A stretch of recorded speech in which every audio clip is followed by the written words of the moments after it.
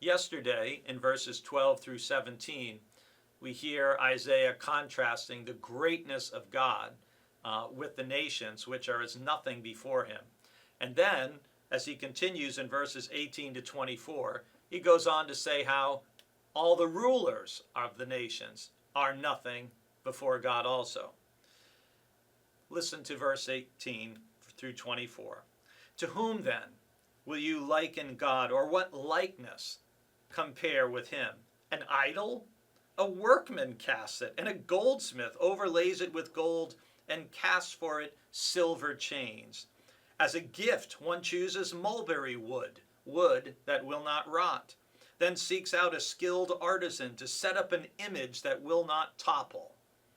Then in contrast to this idol that's just made with human hands, Isaiah begins to describe the Almighty again. Have you not known? Have you not heard? Has it not been told you from the beginning? Have you not understood from the foundations of the earth?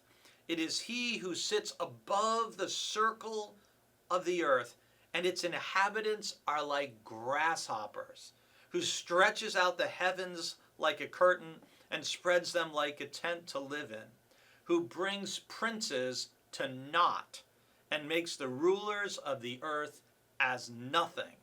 Scarcely are they planted, scarcely sown, scarcely has their stem taken root in the earth, when he blows upon them, and they wither, and the tempest carries them off like stubble.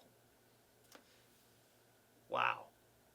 So, again, just like we can invest a lot of pride in our nation or our country, people can also get very attached to a ruler, whether that's a king or a prince in the time of the Bible, or a prime minister or a president in our time in which we're living. But Isaiah again says, compared to God, people are like grasshoppers, and even princes and rulers, they disappear. They come and go very, very quickly.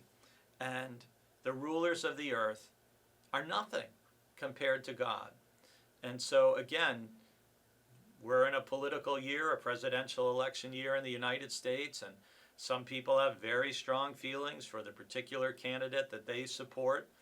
But it's one thing to support a candidate and say, well, I hope this person or this party wins because I agree with their policies or their approach to government.